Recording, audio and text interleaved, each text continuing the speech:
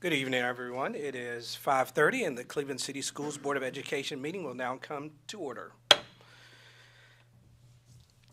want to turn over to Mr. Jackson, our student representative, and he's going to lead us in a moment of silence and a Pledge of Allegiance.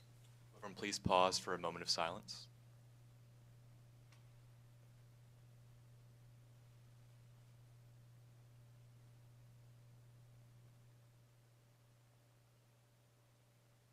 Will everyone please stand for the pledge? I pledge allegiance to the flag of the United States of America and to the republic for which it stands, one nation, under God, indivisible, with liberty and justice for all. Thank you.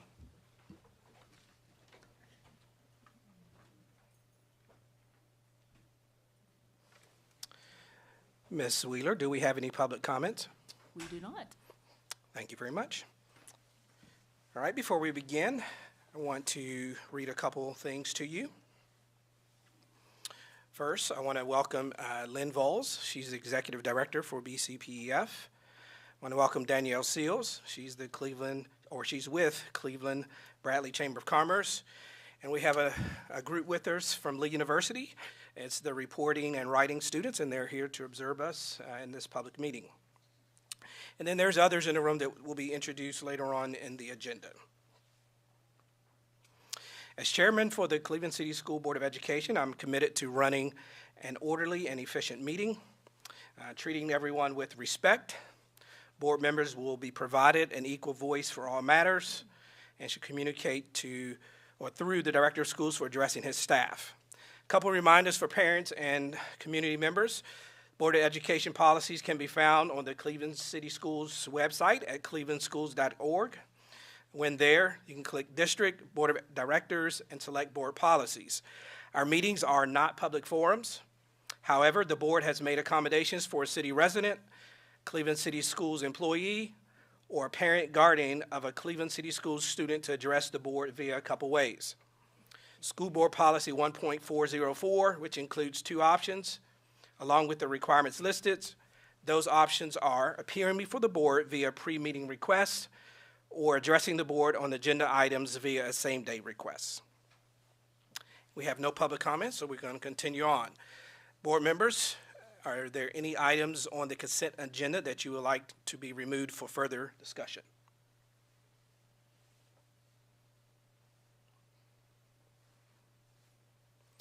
All right, I'd like to entertain a motion to accept the consent agenda as presented in our board meeting notes. Second. We have first and second. Can we do a call to vote, please? Ms. Wheeler? Carolyn Ingram. Yes. Andy Lay. Yes. Peggy Pesterfield. Yes. Jody Riggins. Yes. Nate Tucker. Yes? Renee Diamond. Yes. Matthew Coleman. Yes. Motion passes. Thank you. We'll move on to our regular agenda items, and we'll turn this part of the meeting over to Dr. Ellett for his director's update. All right. Thank you, Mr. Tucker. Good evening to everybody.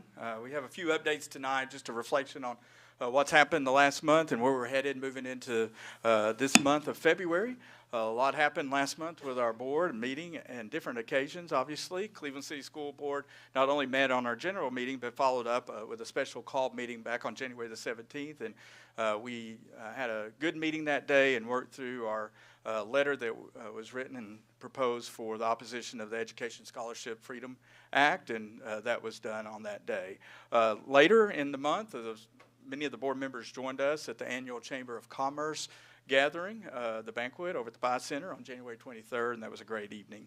The board also met on Tuesday, January 28th, for a facilities committee meeting. We'll hear a little bit about that later in our meeting, but had good updates regarding some facility projects that we're planning moving ahead. Blythe-Bauer students and staff welcomed us and hosted, and great host for the board on that same morning for breakfast, and we got to see and walk around Blythe-Bauer. Great school and a big elementary school for us, and so doing some great things down there. And we'll talk more about Blythe-Bauer here in just a few minutes as well. Cleveland City School hosted the Southeast Tennessee Supervisors right here at the ESC last Thursday. This space is being utilized for a lot of different meetings and hosting events, and we're glad to be able to do that. And then the next day, our Southeast Tennessee supervisors joined us right here last Friday for a special meeting. And just an update, in January, we did use 4 stockpiled inclement weather days. A couple of days for that snow and then for the cold weather. So that's 5 days down. We have 4 remaining that's available to be used as we watch the weather moving forward this next few months here. So coming ahead, up in upcoming events, moving right along here, we have School Counselor Week. We're celebrating this week, and so a shout out to all our school counselors and all the great work that they do. Very vital part of our team, and we're proud of what they're there to do and help our kids out. Facilities Committee meetings coming up again this week, February 7th at 9 a.m. We'll be working and looking at city growth and planning and really diving into the future of Cleveland City and how that's going to affect our school system and facilities. The TSP Legislative and Legal Institutes coming up February 10th and 11th. I know some of us will be there for that. I'll be at the Superintendent's Legislative and Learning Conference following that. Our schools are closed for Staff Development Day on the 14th, and the 17th is President's Day. We'll say on the 17th or the 14th during that Staff Development Day, we'll be giving some updates and getting feedback from our certified staff regarding the strategic plan as we continue to work on that draft and pull that information together. Our next breakfast with the board is going to be over at Candies Creek, Cherokee on February the 25th. And following that breakfast, we're going to have a special event at 9 a.m. on that day. We're excited to be able to open up that expansion area that we've added on over at Candies Creek, Cherokee on that day. So looking forward to that. In a couple of weeks, I'll be working with you guys and setting up some individual times to look at the Director of Schools evaluation document and to bring that to you guys to look at a draft and then to consider to move forward with that document next month. So those are things coming up this month. Now to some exciting news regarding our Champion of the Month. We like to highlight this every month. And this month, our focus is at Blythe-Bower Elementary. And today we had a joy to go down and recognize these 2 individuals. Travion Taylor is a 2nd grade student down at Blythe-Bower, and we found him coming out to the playground with all the students, and we recognized him as being the champion, and he was grinning from ear to ear, and all the kids came up and hugged him and high-fived him and all those kind of things, and it was just great to see Travion. He has done quite well the last couple of years as we've seen growth, and we're glad to be able to celebrate a student like Travion. Brittany Hicks is an instructional facilitator, been on staff at Blythe-Bower for several years, and a tremendous leader, and it was great to recognize her today as well as our Champion of the Month. As I wrap up my report, a few highlights going on at our schools elementary-wise. We're just celebrating trying to focus on attendance this year, and I saw Candies Creek was really seeing some good attendance rates as I was walking through the building the other day. I wanted to celebrate what they're doing in other schools as we focus on that. We're already in 100 days of school, and we had a lot of those kind of celebrations happening in our elementary world. Ross and Yates did a book drive earlier. Stewart does something special called Positive Awards and Rewards, and they had some special presentations honoring students there. You can see over at Arnold, special snow engagement night, and that was really fun. And then, of course, last week we had our visit over at Blythe-Bower with the board. So some really exciting things with the elementary world. And then over at the high school and the middle school, on the next slide there, we see we finished up with a spelling bee last week. 25 rounds in our spelling bee over there. Nate Tucker was our pronouncer of the words, and so there was some. Those words aren't easy, but those kids knew how to spell them. It was amazing. Our bowlers, we'll recognize those in a few minutes, and that's a picture of Carter Pierce, who went to the state, and all our bowlers will recognize them. We held a welding competition for our region, and we were so excited about that. Our wrestlers this weekend won the state championship, and the girls and the boys. We'll celebrate more of that as the month goes along, and next month. Trent Collins was a councilman for the day, representing Cleveland High School quite well last week, and also the Cleveland Middle School Raiders wrestlers were recognized by the council last week downtown as well. And Raider Palooza, 8th grade night, coming up this Thursday night over at Cleveland High School. A lot of planning going on during our transition to high school. And we'll start seeing a lot of those from enrollment into the kindergarten. We have a special event coming up March 29th for our new kindergarten students at Raider Arena. So it's coming upon us. So those are the great things happening in Cleveland City Schools. And I'm going to go ahead and transition right into our first spotlight tonight. And the first spotlight tonight is School Board Appreciation Week was held last week, and we've culminated with that. And we just wanted to say a special shout out to all our school board members for the passion that you guys have for seeing what is done in the best quality way. You speak from your heart, and you use and the wisdom that you share is noticed, and understand that we really do appreciate you and all you do, from our students to our staff to our families. We just wanted to say thank you. And our staff members here are going to give each of our board members tonight a special gift representing each of our schools, so that you'll have that as a sign of appreciation. So thank you so much to our Cleveland City School Board.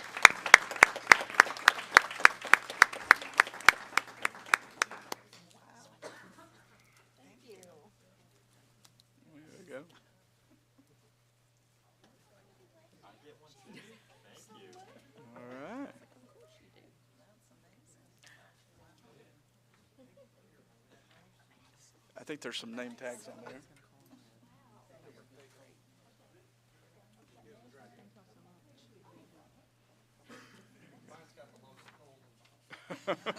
Surprise, surprise. So, thank you. In all sincerity, thank you so much for all that you do for us and keeping us focused on what is the most important thing, and that's doing the best for our students and our staff. So thank you. Dr. Elliott, first I'll give opportunity to board members to respond, but I personally want to say thank you. It's hardly work when you love what you do. So we love students, and we love to see students succeed, and we appreciate the recognition you provided today.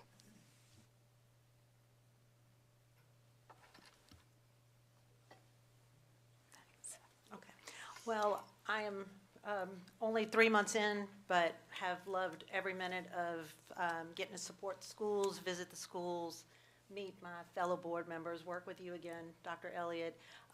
It has been an amazing adventure. Just an impeccable staff at the central office, and all of your support departments.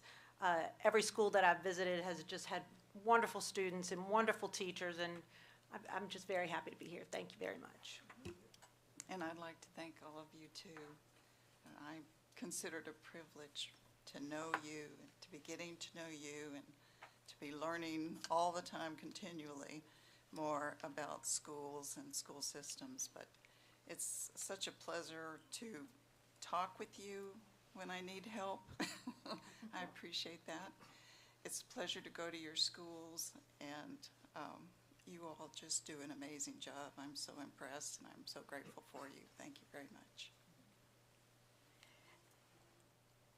After being in education for 48 years and retired with that, when you get chalk dust in your veins, you can't get it out. So when I had the opportunity to run for school board, I was so excited about it. And the person who came to me and said, asked me if I would consider running, I said, well, about what kind of time does it take? And this person said, oh, 1 evening a month. Well, she lied. But I really have enjoyed my 8 years so far, and looking forward to 4 more. And there's just nothing like Cleveland City Schools. And I was in several school systems before I came here, but I just can't say enough good things about Cleveland City and the parents and the teachers and the kids. It's been my life now for over 30 years, and I thank you for it. I have really enjoyed being on here, and a lot of it comes from getting to speak with the parents and teachers, and just having that back and forth. As I come up on my 30 years when I graduated Cleveland High School in 1995, and we'll have our reunion hopefully this year as that comes out.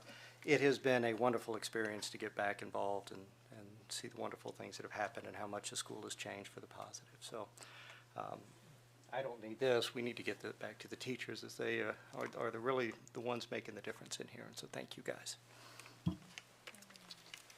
Yeah, this was really nice. Thank you very much. I've got a couple of years on Matt. I'm a 93 graduate, so this is, I just really enjoy serving on the school board and working with everybody.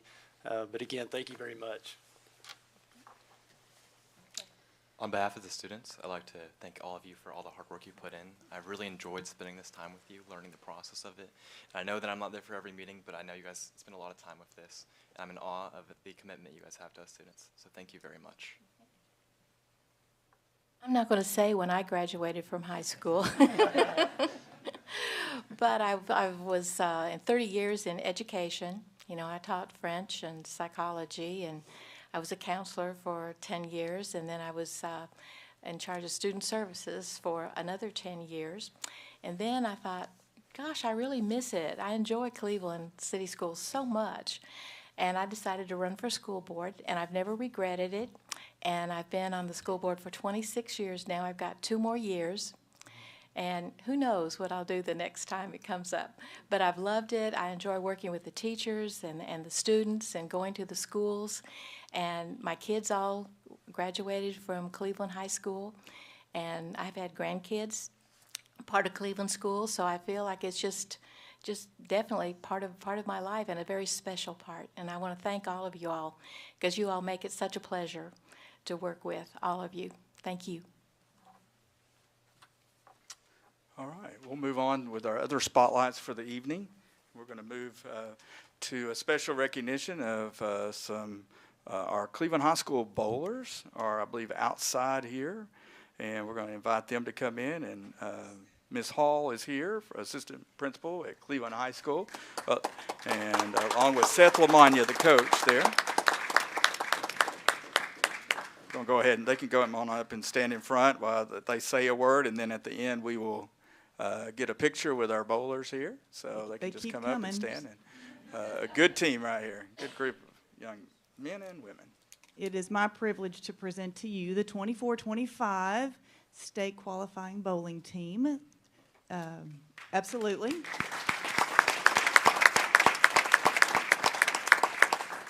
They are trendsetters, as they are the first Cleveland High School bowling team to qualify for the state.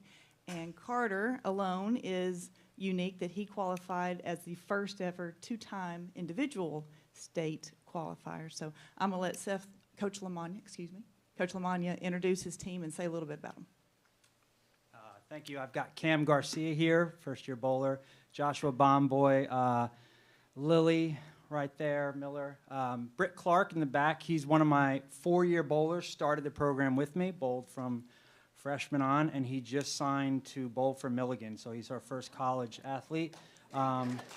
Darius Thompson's been with me 3 years, Jackson Jones, Eli Bolin, Will Stevens, looks like Parker Rogers, Carter Pierce, and there's my assistant Hannah Butoff and Coach Tony, who is a graduate of Cleveland as well. So they put a lot of hard work into this team, and we've seen the results. So it's been a blast coaching them, and I'm excited for the future.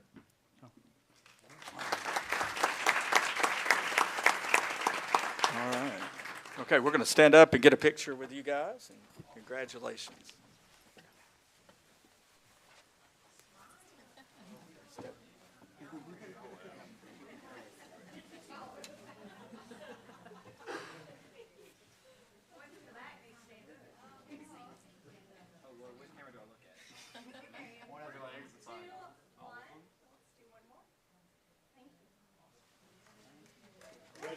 Congratulations, guys.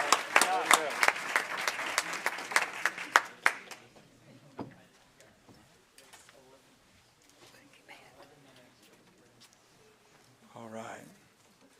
And our third spotlight for this evening, we're spotlighting our schools each month, and tonight's spotlight focuses on Blythe Bauer Elementary School. So Dr. Joel Barnes, the principal there, is going to come and give us some highlights of what's happening over at Blythe Bauer. Thank you, Dr. Elliott, and thank you, school board, for allowing me to come and talk about my school. I can talk for hours about Blythe Bower and the great things that are happening there. And you guys got to see some of that firsthand last week on your visit. So I'm going to highlight a couple of the things that are going on across town at Blythe Bower, and then I want to talk to you a little bit about some academic initiatives that we've got going on that you guys might be interested in. But we've really made a concerted effort at Blythe Bower to be a community school and to open our doors and get parents involved and get parents in the building as much as possible. And the first way that we do that is every last Friday of every month we have All Pro Dad and iMom, which is just a breakfast once a month where we invite the dads to come in. They can bring a dad or a positive male role model in their life to breakfast with them. Same thing with the iMom breakfast. But it's just a time for dads and kids to sit and talk and have conversation and just slow down and enjoy each other. And we've been really blessed at Blythe Bower with All Pro Dad. This last Friday, we had All Pro Dad. We had 350 participants, and we have never in the history of doing All Pro Dad in the last 10 years had less than 100 show up. So for whatever reason, it's been extremely blessed, and I think it's just because there's no pressure. It's just come in, grab a Hardee's biscuit, and sit down and talk to your kids. We provide a talking point. We usually watch a small video, short video. We have a topic each month, but we put questions on the screen. It says, kids, ask your dads this.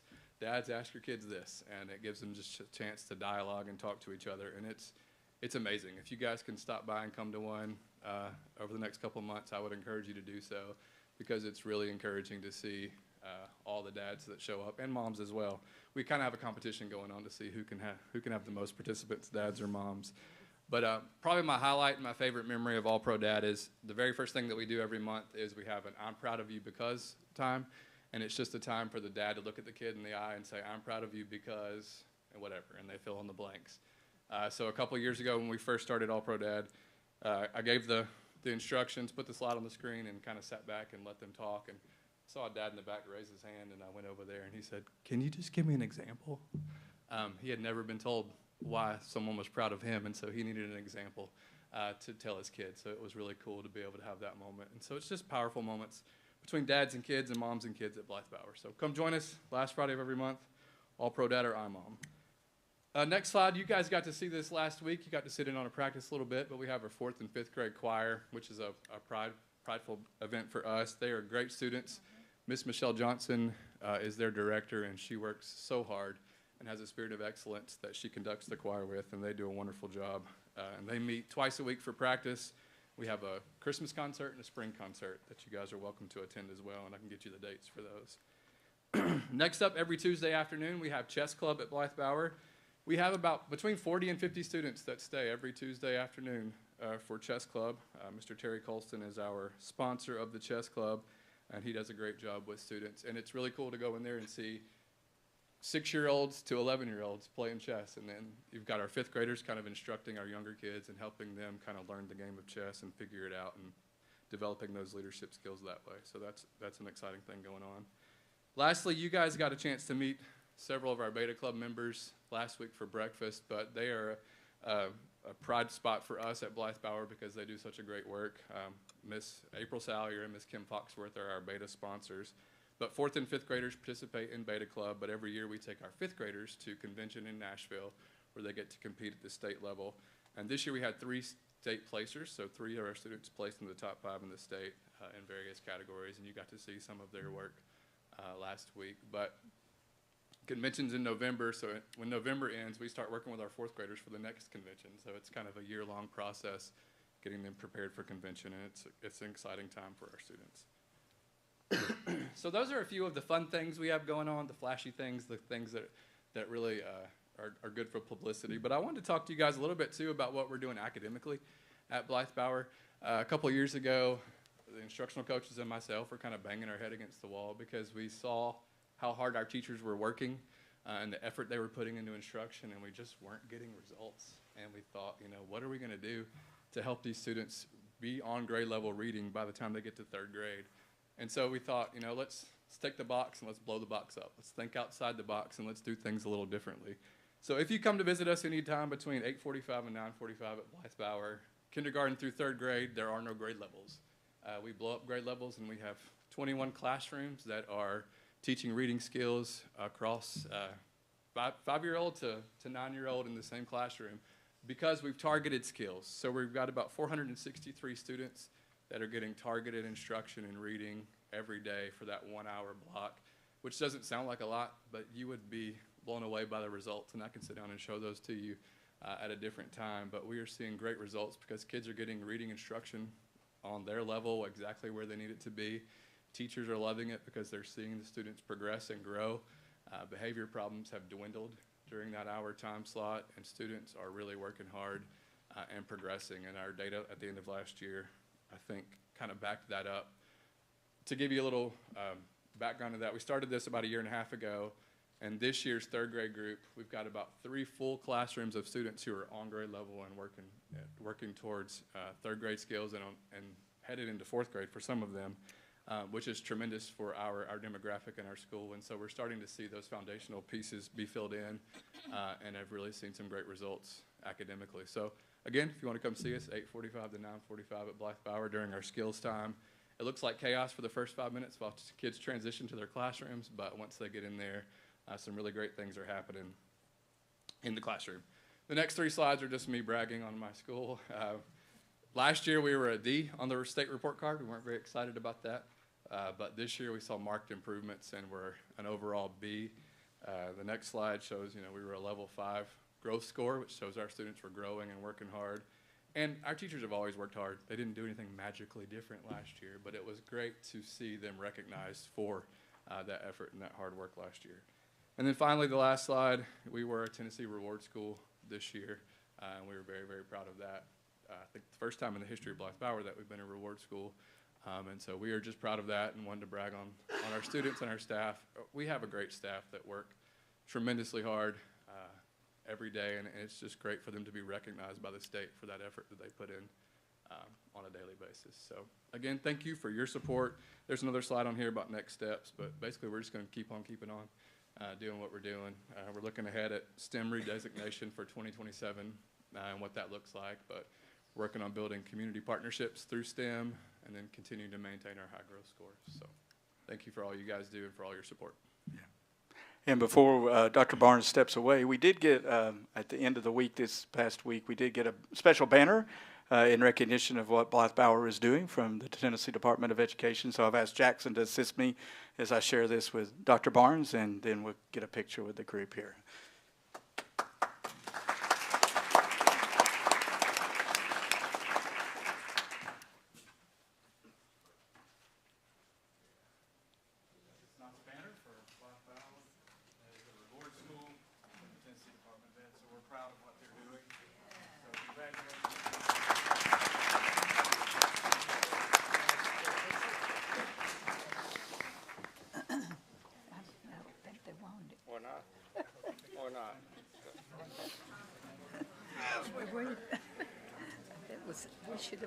We should have had that.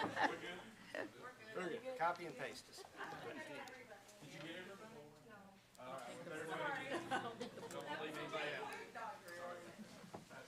So this is it. This is the real one.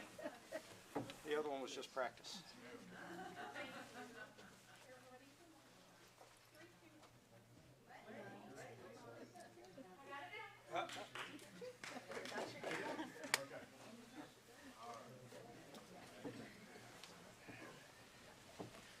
I don't know if they got you or I not. don't think so. I don't think you've added it. It's okay. And that concludes the spotlight section.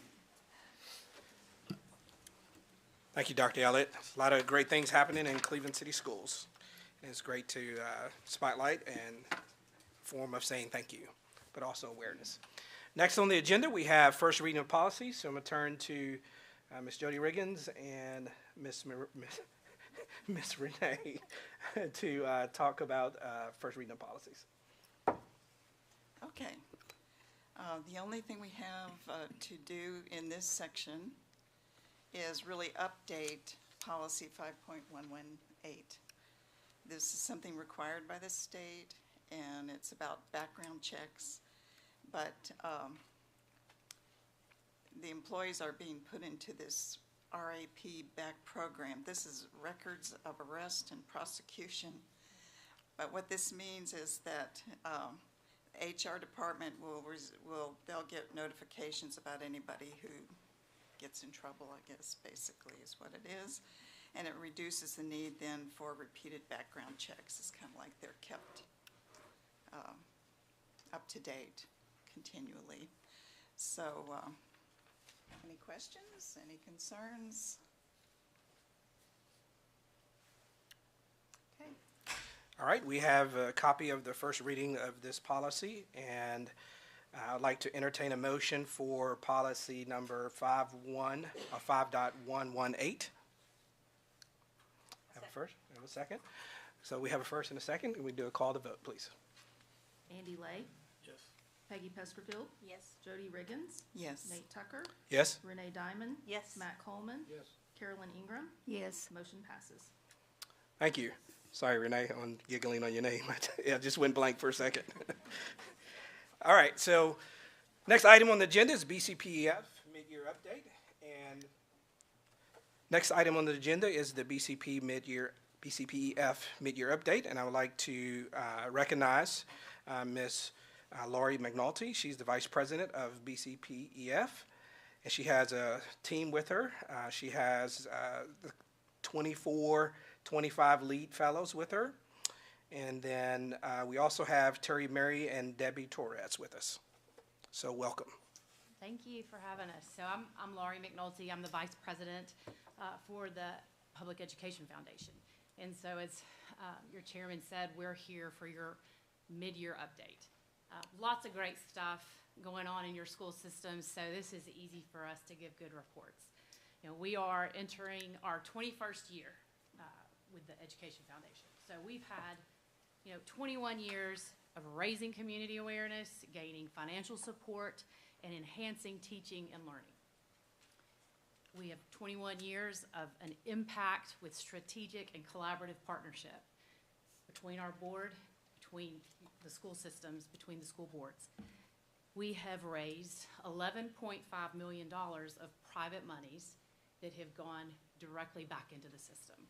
And those are going back at the foundational level, to classrooms, to teachers, to administrators. So we're using private dollars to further what you all are putting into place and doing. We've got 1,500 educators in the two systems, 16,000 students.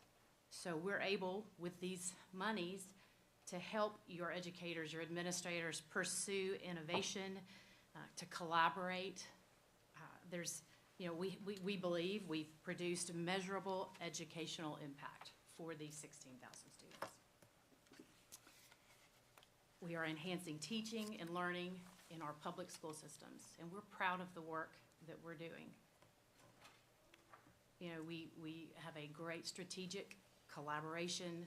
We have relationships with your teachers and your administrators. We communicate. We work hard to have a strategic purpose, and we have a great vision that we want to continue to produce funds to let your educators do great things for our kids. Before I introduce Lynn Voles to finish up a little bit, I just want to say personally, as the parent of a student who is graduating from Cleveland this year, I am very grateful for the work that you all do. I'm grateful for the work that all these educators do. I have had a tremendous experience with Cleveland City Schools. I'm an Athens City School girl myself. I went to McMinn, so I thought, great experience, it'll never be matched, but I'm wrong. I'm very grateful. So I just wanted to take the moment to say thank you.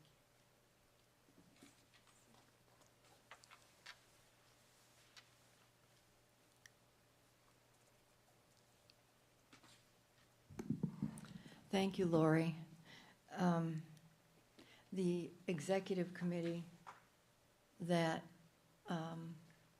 oversees BCPEF is exceptional. I'll talk a little bit about that later, but they're community members who know the importance of public education and know what it produces in this community. And Carol and I never tell them how much time it's going to take. It takes effort and it takes time, but their commitment is exceptional, not unlike yours. I'm going to talk briefly about, I told Dr. Elliott, I'd only take about an hour and a half tonight. So I'm going to get started right now. I could talk about this for a long time because I think the chairman said something about when you do what you love, it's not work, and you don't care about how much time it takes. And that's how I feel about this organization. We support the city schools and the county schools in a variety of ways. It is very strategic. We work with administration. They have strategic plans, and we put money into initiatives that support the strategic initiatives. And we do it in a variety of ways, and you see 8 little boxes up there. Teacher grants. This fiscal year, $80,000 into teacher grants, and I'm going to come back to that in just a minute and give you a little more specifics about that. The LEAD Fellowship, this is the 3rd LEAD Fellowship, and I'm going to show you a couple pictures and talk a little more about that as well. But we put about $90,000 into that as well from two very generous donors. Telemedicine, I'm going to come back and talk a little more about that, but a $75,000 investment each year for telemedicine. Teacher awards, this is the 2nd year for the Goff Award, and that's a $2,500 award, and it went to Aaron Hadabaugh this year. The Fitzgerald Award, this is interesting. Rodney and Margot, as you know, moved to Collierville, and they still stay in touch. I had 2 emails from him today recommending that I look into a new entity that's moving into Cleveland because he said, I've looked it up and they're very philanthropic. So he keeps track of things, but they remain committed to Cleveland and Bradley County. And this past year, they gave, and last year, they gave awards to a teacher both in Cleveland City and Bradley County. Initially, they were giving awards, just 1 award a year, and it was $3,000. This past year, the 2 awards were $7,000 each. So again, this allows that teacher to put dollars into her classroom and to use it in a very innovative and strategic way. Very gratifying. Scholarships, we administer 7 post-secondary scholarships. 5 of the 7 are Cleveland City schools, and they're gratifying to administer, and it's fun to follow the recipients. Grants and funding for additional targeted programs. I wanted just to mention one tonight because this morning I hosted a community group and talked with them. There were about 20 individuals there, and one of them began talking to me, and she said, my grandson graduated from Cleveland High School, and he loved the engineering program and he loved the robotics program. And she said he graduated from Cleveland High School with an associate degree at the same time, went to college, started his junior year, and he is today employed professionally in that field. That's gratifying to hear. I asked no questions. She came to me and just offered that information. So, you know, the targeted funding for these programs is producing results that are life-changing for the students and, frankly, for the families. It's giving them opportunities that they never dreamed of having. And that's what this grandmother said. I never dreamed I would see this. She said, you know, in my lifetime. So that's a wonderful thing. 77,000 this year, and we're halfway through the year, so there's more coming. Targeted professional development. We like to support team professional development from a school because what we see is tremendous results tremendous results from team investment. And that's what's happened also really for the teacher grants. Since we started funding teacher grants rather than just individual grants, we've seen the impact just magnify. This year, we awarded 19 grants to 16 schools. And the subjects are interesting, the diversity of subjects. World history, U.S. history, and ancient civilizations. STEM, math skill building. I've had some great reports on that already. Theatrical STEM engagement, the combination is interesting. and students are learning incredible skill through that grant. Music, we've had a number of music grants awarded, wind, percussion, and strings, all three. Literacy, robotics, communication, which included problem solving, critical thinking, collaboration, and teamwork. Now that does your heart good, doesn't it? When it incorporates all those things. And art. There's a community-wide art project that's coming. Students are going to be professional curators of the art project, so that's interesting. Anyway, that's teacher grants for this year. Next, I want to talk about the LEAD Fellowship. We have the third cohort of LEAD Fellows here tonight, 12 of them from 11 different schools, and they are an excellent group. I have to say that because I have my back to them, but it's true. They have totally enjoyed, I think, every day. See them nod? Yes, every day. I want to thank Debbie Torres and Terry Murray for their collaboration and their incredible work with these fellows. Every year they have changed it based on their experiences and based on the feedback they get from the fellows. Megan Ellison represents BCPEF and does the administrative coordination, and she has worked well with Terry and Debbie, and they make a great team. You can see that in 22-23 we had 14 fellows, in 23-24 12 fellows, and this year again 12 fellows. Those are the schools that are represented. It is remarkable to see them. They'll be there again tomorrow. The funding is provided by the Tucker Foundation and the CS Foundation, and I just want to say the CS Foundation does not want any publicity about this, but they have been remarkable in terms of their support of this initiative. We've been able to provide great feedback because the LEAD Fellowship has produced tremendous results in the school systems. The actual fellowship, they have a beginning reception and then a final luncheon. There's a 2-day retreat, and there are 16-day-long sessions over the 9 months. It's intense, and I want to show you a picture of the retreat. There they are. We held it in Maryville this year. Great 2 days. You can see some of the presenters there, and I think you probably recognize some of them.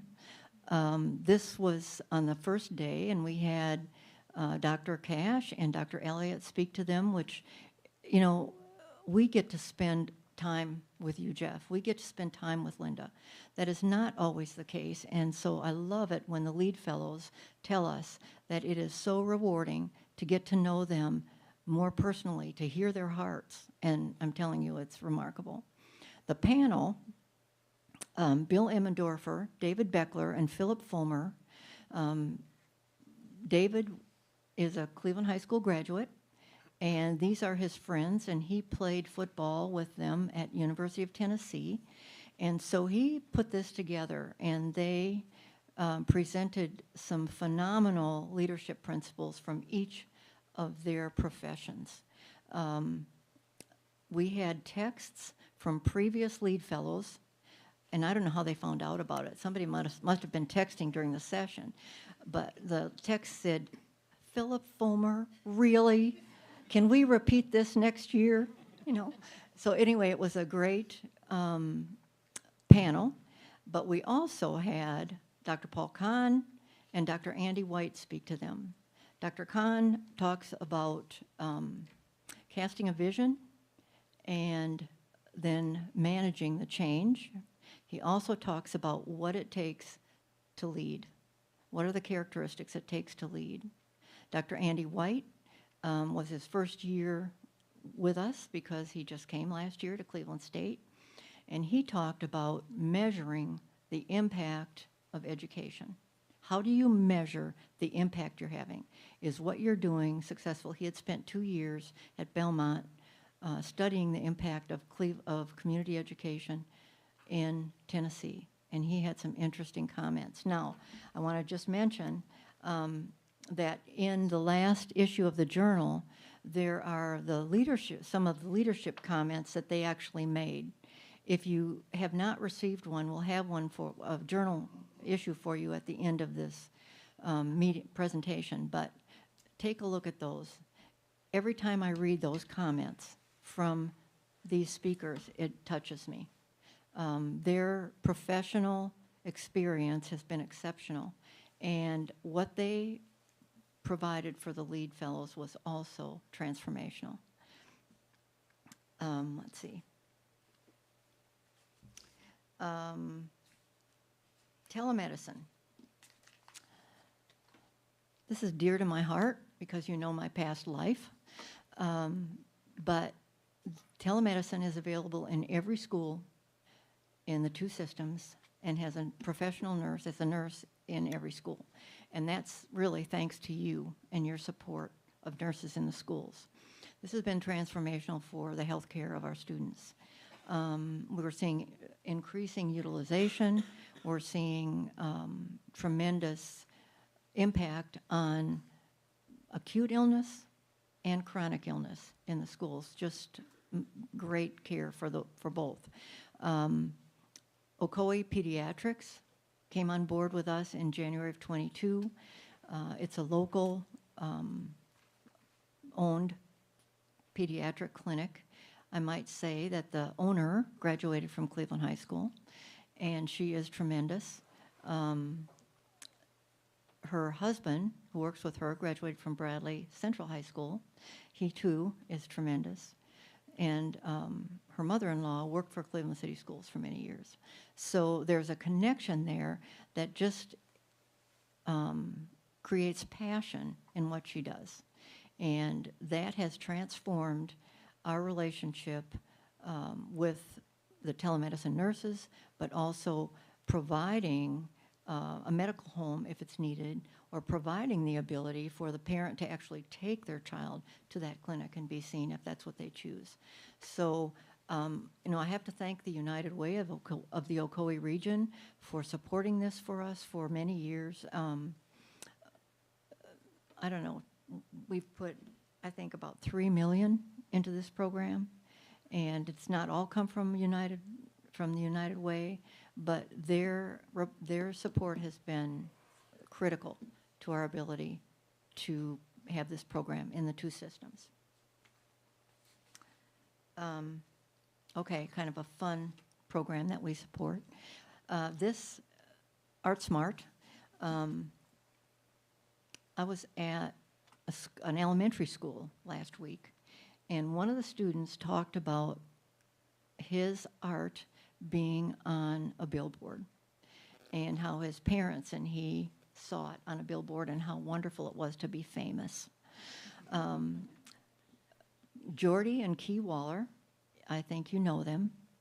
Key is a graduate of Cleveland High School, have a company that has a number of digital billboards in the town, and she started by giving us one billboard that we could rotate artwork on.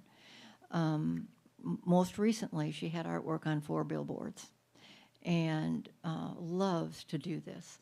And so these are just 2 examples of, I think, trying to think how many we've had. I think we've had 20 different billboards up since school started. 20 different artworks shown, and we keep getting artwork from teachers, and we put it in this format, and it's on the billboards, and we let the teachers and the students know, and we give something like this to the student that they can take home as well. So it's just a fun program. It's reinforcing art, and it really reinforces the relationship of the families to the schools. Love that. In summary, again, thank you for permitting BCPEF to be strategic in support, and that your strategic plans and what you want to see happen in your schools allow us to work with you to fund additional programs and projects that have transformed education in Cleveland and Bradley County. And I do not say that lightly. It is remarkable. The cultivation and solicitation of donors, the relationships we have with the donors, and we're able to reinforce their investment, and I don't use that word lightly. They're investing in their community when they invest in public education. We know that that is a true statement. And so making them aware of what you're doing, cultivating that relationship, soliciting their support is not difficult because of what you do every day. Vision 100, I think many of you were there, and it was the largest crowd we've had, the most successful Vision 100 we've had. We had it in a venue that permitted us to host more people. As you may remember, in past years, we hosted them in private homes, and that restricted the number of guests we could have. But this was truly remarkable, and the comments I've gotten about it have been really good. Gifts, Grants, and Gratitude is our luncheon, and that's coming up April 25th, and you'll be receiving an invitation to that. You'll want to be there because it allows us to talk about and show the impact of projects and programs that have been supported by our donors. And we put donors and recipients together, and that dynamic is productive and very reinforcing. Our facility, we still enjoy living at the Johnston Tucker Center. And when I say living, we're there a lot, you know, our days are long. But we have had, today was the 40th meeting we've hosted this academic year. So we are able to allow educators to come in, administrative teams to come in and have an off-site meeting there. Lead fellows can meet there, and it is a wonderful facility, and we're really grateful to have that. I mentioned before the executive committee and staff. The Joint Board of Education approves the executive committee. We currently have 15 voting members out of a possible 19 voting members. We can have 19 by charter and bylaws. And we have a committee looking at potential additional members, and we will present the recommended committee membership to you when we meet as a joint board in July or August. So we'll have that ready for you then. Staff, I'm the only full-time staff member. I have 5 part-time members, and our FTEs for the first 6 months of this fiscal year were 2.12. So we are doing a lot of work with a lean staff, and I want you to know how grateful I am for this. Megan is here. Megan, wave at them. She is working with the lead fellows. She does grant work for us, and just a lot. She's a talented educator, by the way, master's prepared educator. And so she just contributes greatly to our staff, and I'm very grateful for that. Lastly, we have a gift for you. We appreciate your leadership. We appreciate your commitment to us and to public education. And so the book I have for you tonight is called Wisdom of the Bullfrog. Now, that's not a joke, although you might say, really, Lynn? It is a leadership book, probably the best one that I have ever read. And the bullfrog is the Navy SEAL who has served the longest on active duty. Now, you may recall that originally the SEALs were called, what? Frogmen, right? So Admiral William McRaven, who wrote this book, served it within the SEALs for 37 years. When he retired from that, he became chancellor of the University of Texas system. So that is an interesting gentleman.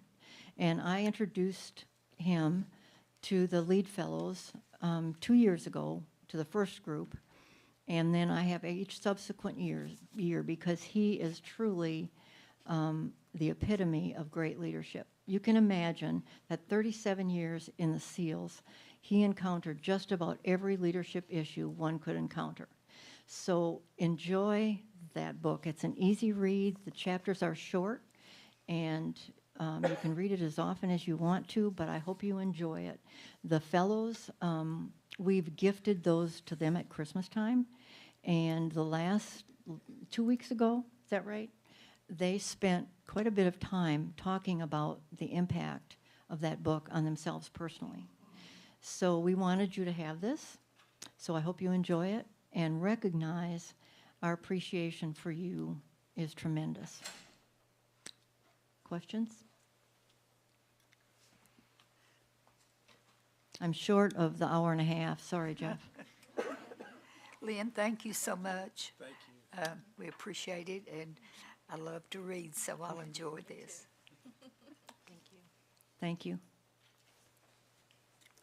Thank you, Lynn, and thank you for the team for being here tonight. It's always good to see our fellows here and being a part of this. So thank you all for being here as well. All right, next on the agenda, we have strategic plan focus, and turn it back to you, Dr. Ellett. Yeah, we're just going to highlight a little bit about what's going on in our transportation department and how Taylor's going to give us an update regarding that area. So Mr. Taylor's going to approach the podium.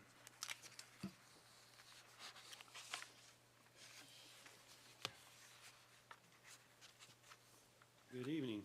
I've got a handout here. We'll go over at the end as well. And Cody just informed me that I can push the button myself this time, so I'll have to get used to this. So, I want to talk about a lot of things that's gone on in transportation this year. I think you're going to find that this is, unlike some updates in the past, that this one's actually quite a positive report. We have 35 regular education buses with 1 new bus still to be here in March. We have 9 education buses, or special education buses, totaling 45 school buses in service. We are now using 3 vans used for transportation of the homeless and TAB students. These buses have to go across zones, and we've been approved by the state to use the vans for that. We weren't allowed to do that for a long time, but we can do that now. Only certain programs, though, and again, it's cross-zoning. All school buses are equipped with GPS monitoring, 4 interior cameras, and as we are changing out our buses and we are adding a dash cam, which has already come into place. We've actually seen some accidents. We've also had some accidents happen to our buses in which the dash cam actually showed it was the other driver's fault. So they are protecting our buses at this point. One in particular where the gentleman wanted to accuse our driver of coming over on him in the road, and actually it did show his truck going across the yellow line into the front of our bus. So that's something we're going to continue to add as we go. Also, all buses, of course, are equipped with 2-way radios, which you would think would be a thing that was done a long time ago in most systems, but you'd be surprised at the systems that still don't have 2-way radios. Presently, we have, and this is the part that I really want you to see, we were down to 20 routes and not many more drivers than that. And then last year, you took a unique position and you came up with maintaining the drivers in part-time status, but greatly increasing the wage for that. We are now up to 37 bus drivers, 4 bus drivers in training, 3 van drivers, and 5 bus monitors. When a bus driver's in training, we use them as a monitor and they get monitor pay. So that's why you see only the 5 bus monitors. Eventually we will increase the monitors to make up for the lack of when we no longer need to be training drivers. The drivers are running 33 routes. Most of the routes are made up of a first run at CHS or CMS with a second run that serves an elementary school. 3 vans are used to cross-zone our homeless population and TAB program students. 1 remaining split run still needs to be resolved. It's the high school, middle school run. And we are working on that. With some of the new drivers coming out, we will use one of them to eliminate that split run. And so that should stop having to have teachers come in earlier and stay later in that case. We had to, before we did that, we actually had 2 buses. I'll show you the students in a minute, but before we did that, we had 2 buses that got overcrowded. We will never run illegal. We always run within legal means, but we had 72 high schoolers on a bus. And if you've been in a bus and seen 3 to a seat, when you start putting high schoolers 3 to a seat, that becomes an issue. So we had to start another route to relieve that crowding off those 2 buses before we got rid of the split run. So the split run is now the next thing that we will take care of. So that's coming to get rid of that split run. That's still the one split run we have that we need to resolve, but hopefully within the next, say, month to month and a half, we'll be able to take care of that. The riders, we have registered riders. One of the things that we do, we do everything the state says you're supposed to do. Okay, we do everything that the state says. We've been audited 3 years in a row, and our audits have always came up very good because we are doing everything that the law requires us to do. So what does that mean? That means that we keep track of every single student on our buses. We know where their bus stop is, what time they get on the bus, what time they're supposed to get to school. We have tracking on every bus. We have tracking on every vehicle that carries a child so that we can get to it. We have communications with those buses, with the radios. We also have communications with the parents. And so that's kind of what I'll be covering in the next couple of slides. What you will find if you go across the state is we are probably, especially of smaller districts, okay, we are probably one of the few that are actually doing all of that. So I want to cover, we have 3,266 students assigned to a transportation plan. That means those students have signed up for transportation on our school buses. And we have assigned them to a bus stop. We are averaging a daily ridership of about 2,300 students. If you were looking at our buses, say 6 or 7 years ago, we may have been 2,300, but we didn't have the parent responsibility zones. That's 2,300 students daily with still keeping the parent responsibility zones that we didn't used to have, you know, that we now have around some of the elementaries and we have around the high school. We transport an average of 73 SPED students to the front door of their homes every day, and we transport 10 to 15 homeless students and TAB students across zones daily. So that's where our transportation's coming from with our actual students. We use Transact as our routing and student assignment system. We use in correlation with PowerSchool, which has been a great thing with it. Correlation, of course, we count on Mr. Cars and his department, who does a wonderful job at helping us maintain that. Every night at midnight, every new student registered gets put into Transact. It comes in the next day and they get assigned, the next day they get assigned a bus and a schedule according to their geographic location. We are able to then move forward, so we always know how many people are on our bus. There's always a roster. And I won't go in, I don't want to be negative on this report, so I'm not going to go into why the roster is important, because for accidents and so forth, that's a major part that the Highway Patrol Department of Safety wants us to make sure that there's always a roster of who could be on your bus. That's not always been the case in the past with accidents. So we haven't, this notifies the students of their bus stop. It also notifies of route changes. So recently, when we have cold weather, the thing we can do that a lot of school systems around us can't do is if I got a bus that's running 10 minutes behind or 20 minutes behind on a 25-degree day, we send out a notification to the parents. This bus is running 10 minutes behind, 15 minutes behind. So those parents can hold their student in the house before they can send them out. They don't have to send them out immediately. We're proud of that. We like that. We try to keep, we have enough dispatching people in the office to handle calls, and we try to make sure that if we get over 10 minutes in the morning, that a notification goes out to the route. Nice thing is we can send the route out to the high school, and if the bus driver catches up on his time, we don't have to send it out to the elementary. So it only goes to the precise run in the precise bus. It doesn't go to the whole system. So we're able to really dial that down. We can even dial that down to a text just to 5 parents at a particular stop. So this has given us a lot of ability to notify parents of where their students are and you know, where the bus is, and if we have an issue, what we need to do. So especially with the weather we went through, like for instance, when we have cold weather, if we're gonna be running a 20-degree day, 25, 20, 20s are cut off definitely. If we're gonna have a 20-degree day, we're gonna park a bus because you've got more drivers.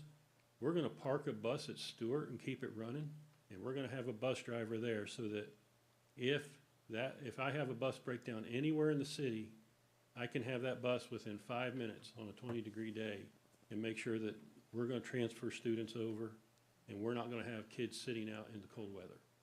And that's a nice thing about the city geographics that we can do that not all school systems can. So that's one of the things that we do. That Transact also, like I said, it allows us to notify parents and keep up with our students. From a safety standpoint, we are now driving over 2,600 miles a day transporting our students to and back from school. Since August of 2023, our buses have been involved in 8 accidents, with only 3 of them being preventable. It doesn't mean we were charged with 3. It means that those were 3 that we determined that the bus driver probably could have done something to prevent the accident. Maybe he could have taken a caution step to prevent, but 3 of those 8, none of the accidents that occurred have had any reportable student injuries. I like to point out, when you're carrying 2,300 students to school and from school a day, and you're covering 2,600 miles a day, I think our bus drivers are doing a great job for us. And we really appreciate that. And we put a lot of training into the drivers to try to get good people, and I think it's showing in our record. You know, and like I said, that's something we're very proud of. Again, though, before I go into bus patrol, the only reason we have the drivers is because of what you as a board did last year. You took an action that I haven't seen any other school system take. And you took our transportation and made it important enough that we gave a raise that brought in the right kind of people we needed to get. And I will tell you, for the first time in 12 years that I've been here, over 12 years that I've been here, we actually have enough school buses and enough school bus drivers. I've never been able to say that, so I want to thank you. I appreciate you all. That's amazing for us to have that and be able to say that, because very few districts right now can still say that. And I think you're seeing with the need we actually had for school buses, because now that we're getting drivers back, you're seeing more and more children get back to school on the school bus. And I think it was a real need, and there's nothing safer than that yellow school bus for kids. That's a proven fact, than for those kids to ride that bus to school. And if they're on that bus, that means they're getting there and getting breakfast so that they can get a better education and learn from our teachers better. So I'm going to leave that part. I'll get off my cheerleading platform for a minute. And then bus patrol is something I'll be bringing back to you. I gave you a handout. One of the most frustrating things about driving a bus is people running your stop sign and what could have happened. And we did have a child hit very seriously a number of years ago, and it's a rough thing to watch a video of something like that. And so bus patrol reached out. The laws have changed. This company will come in. We've done a pilot program with them. They've put cameras on 5 of our school buses, and they monitor the people running the stop sign. So the way this works is they come in, they monitor it, they do a test program for us. It costs us absolutely nothing.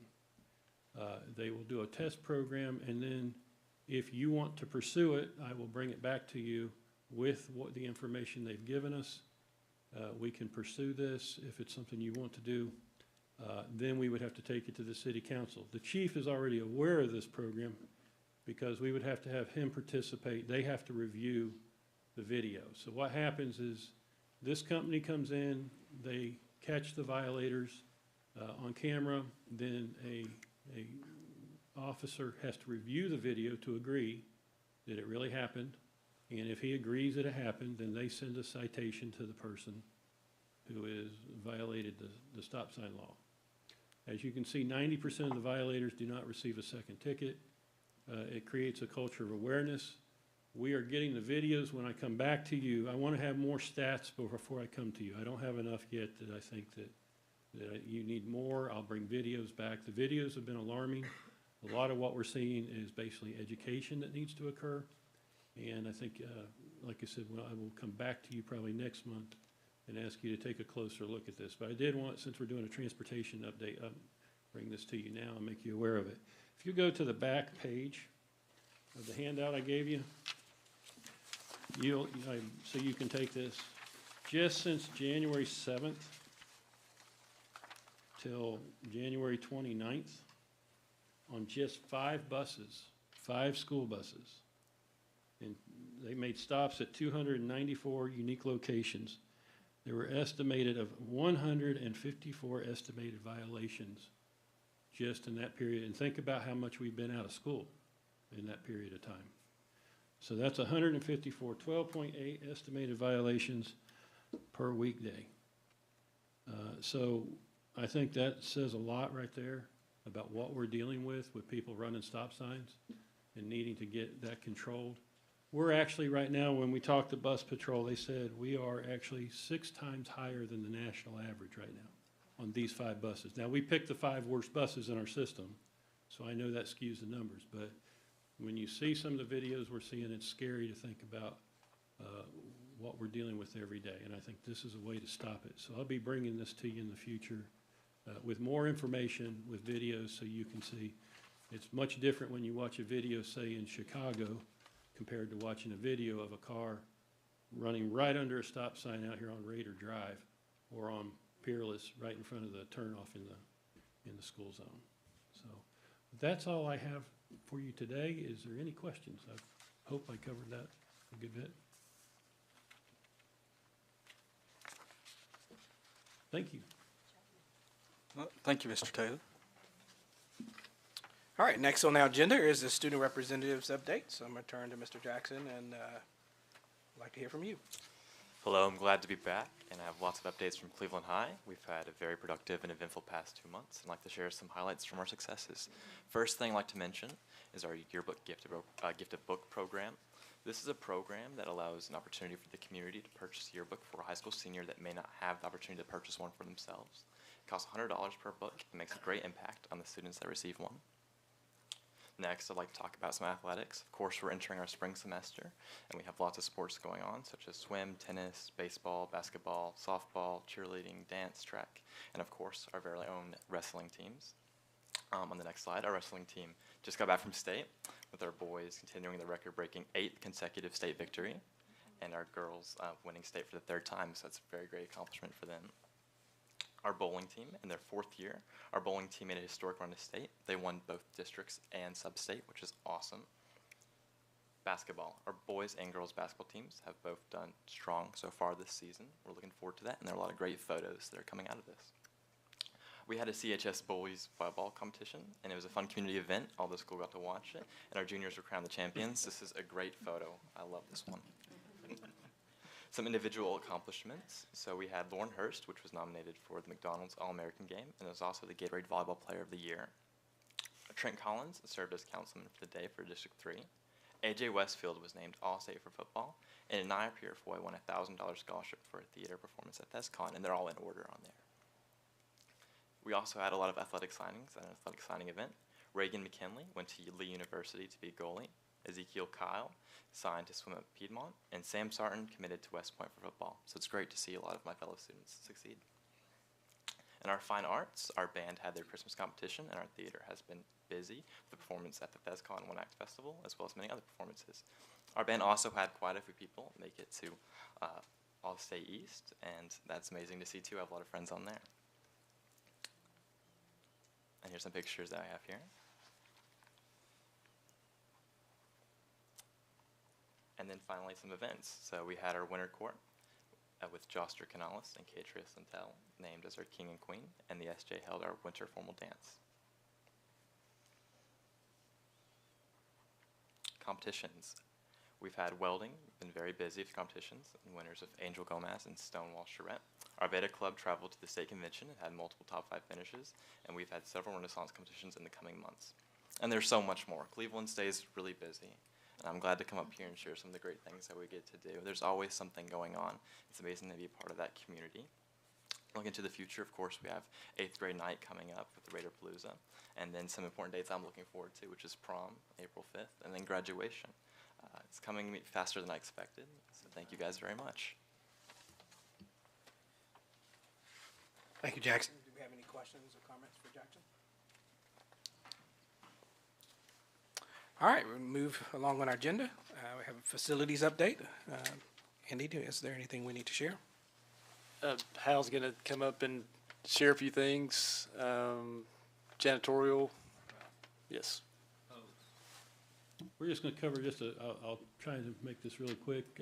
I know at the facilities meeting, we went a little long with a few things, and a few folks didn't get to stay for the janitorial piece, and there's been questions. So this time last year, as you know, our janitorial service was pretty dismal, and we were having issues. And so we actually brought that up to the janitorial service quite often on a regular basis. The manager that we had was promoted, moved to a different system. We went through 4 different managers that I had to request that they remove because they couldn't do the job. Managing a janitorial service is not an easy job. It's a very tough. You got to know how to manage people. And this isn't the first time. This is typically of what we have. When we hire a new company, they come in, they promise the world, they do that. Typically, we go through 2 or 3 people to find somebody that can manage. We find that person, they do well, and once they start doing well, they promote them out to another place, and we start over, and we go through another 2 or 3 people that we have to then either get rid of the service, or I have to ask them to fire them until we find a good one. And that tends to be the way things work. In this situation, I let them know that everybody was pretty well upset with them, that Dr. Dyer before Dr. Elliott, and that Dr. Elliott was upset, and we pretty well let them know that we would be probably not waiting to the end of the contract even, that we would be looking at if they didn't get somebody that could handle things, that we would be getting another service that we were pretty well done with them. At that point, the person that we had managing that we brought back in was brought back into our system. There were some changes going on with another contract they had.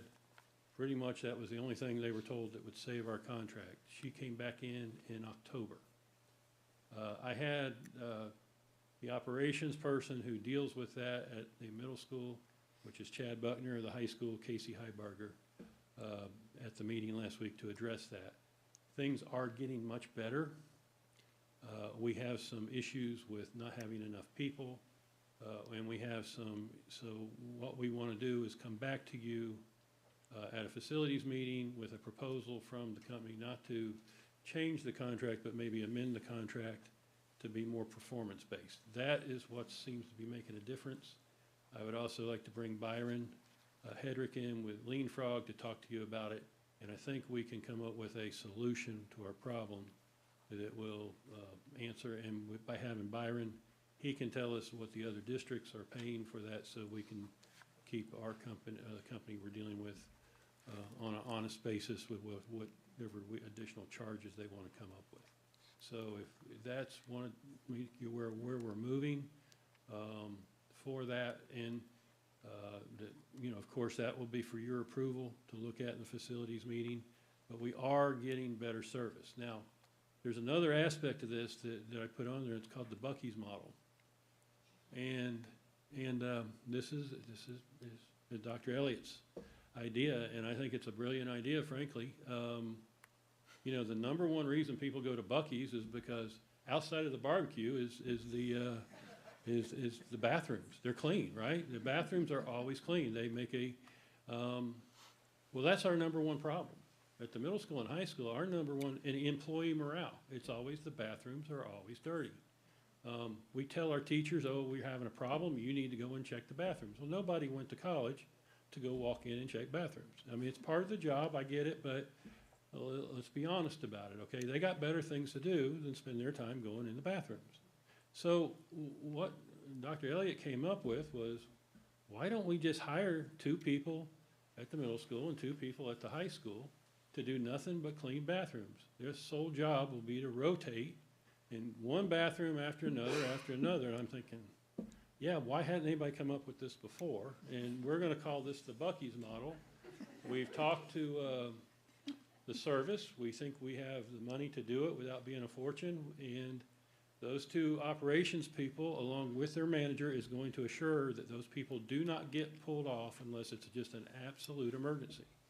We also think this will help curb some of the vandalism, because part of the problem is when you have bathrooms where adults are never going in, then you're leaving an open area for bad things to happen.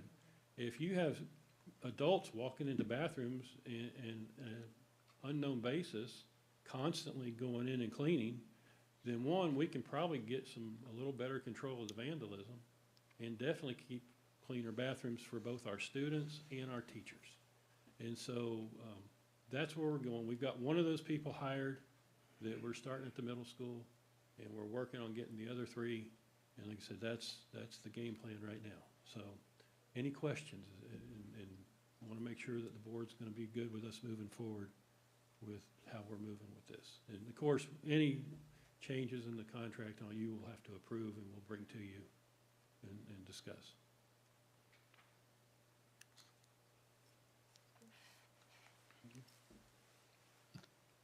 Okay, thank you. Appreciate it. All right, next on the agenda, we have legislative updates. Ms. Carolyn, do we have any things you want to share? Well, I think all of you, if you've read the paper or watched TV, you know that the Education Scholarship Freedom Act, better known as the voucher program, was voted in last week, and much to the chagrin, I think, of most of us. There was an article in the paper not long ago, well, during all of this, that stated that the majority of parents was in favor of this particular act.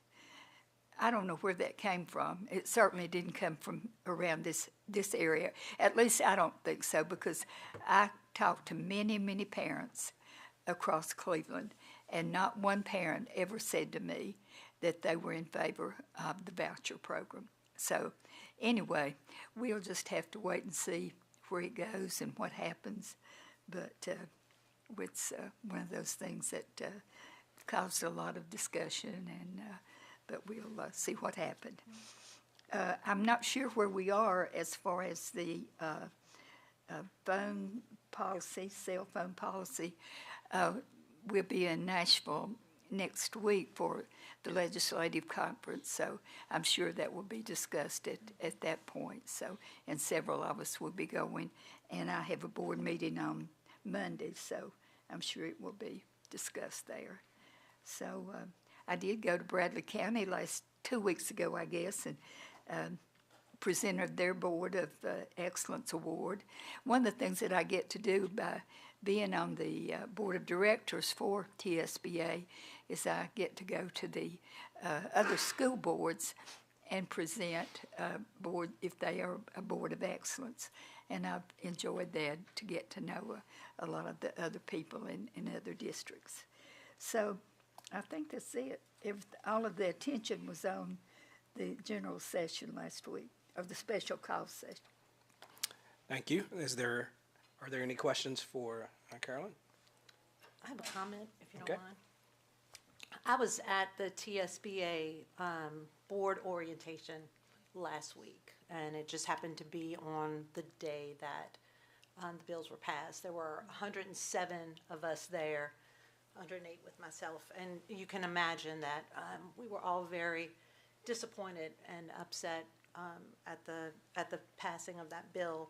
I did want to extend a thanks to Representative Raper and Representative Howe for supporting us in trying to keep that bill from actually happening.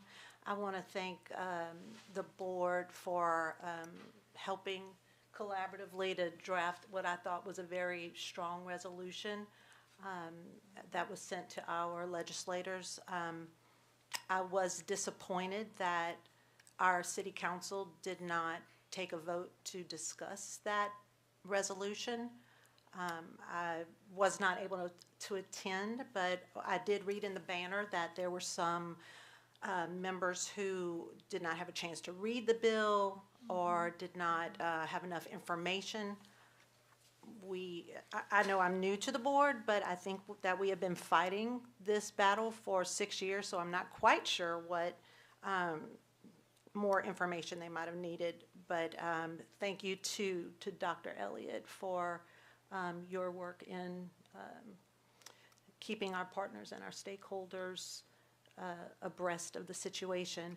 I am personally, I'm not fearful for our system. Like I said earlier, we have a great system, and I cannot imagine folks choosing to leave our system. But thanks to everyone who fought the good fight, and I think that there will still be some more legislation to look at in the future. So, thanks for all your support. Any other comments or questions? I was going to I'm sorry. Your time. I think there's some states that have had this voucher program that have finally rejected it because it was not successful. I'm just wondering if that's something that could possibly happen here. I don't think they have done enough research, on it from from everything that I've read. I also wanted to say something to Carolyn.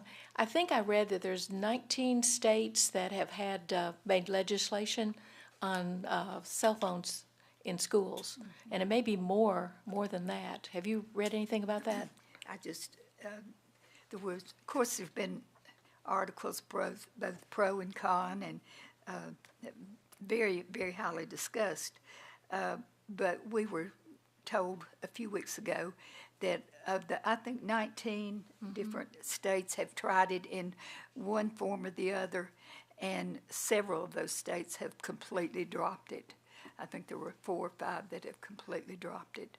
So it's just out there to see what happens. And but as Renee said, I don't think we have as much worry as some of the other systems may.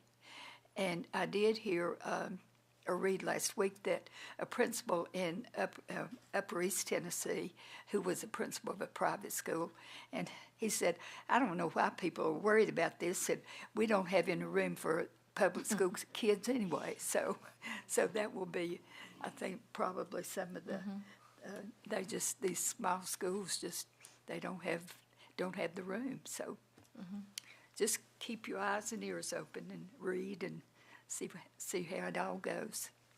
Carolyn, I was referring to the cell phone legislation. Oh, I'm sorry. Yeah. There's maybe, I don't know, probably more than 19. I think there's some others that are considering it, so it may be up to 24 by now. Yes, quite a few. Well, of course, I think we'll be having to write our own policy. That's what it looks like, that each school system will write their own policy as to how it will be, how we will work it. Any other questions or comments? All right, we'll move to the last agenda item, and this is for the appointment of the board committee assignments for 2025-2026. And essentially what I'm going to do is keep all things as is because it's been working great, and I feel like you guys are utilizing your strengths in those areas that you've been appointed. And so I'm going to also just go ahead and list it for minute's sake. For Tennessee Legislative Network Representative to TSBA, this is something that they've asked us to do now. And Ms. Carolyn Ingram, I'm going to continue to appoint you for that role there. For Facilities Committee, we have Matthew Coleman, Andy Lay, and Peggy Pesterfield. For Policy Committee, we have Jody Riggins and Renee Diamond. So those are the appointments that we're going to make for these committees moving forward. Any questions or comments? All right, so I would like to take this opportunity to say thanks for all you do, board members. I know firsthand all the work that goes into everything we're doing, and just know that the efforts that you put forth, it doesn't go unnoticed. And Dr. Elliott can support that because he's right here with us. And so thank you for all you do. All right, is anyone opposed to adjourning this meeting? All right, so it is 7:00 p.m. sharp, and we will consider this meeting adjourned.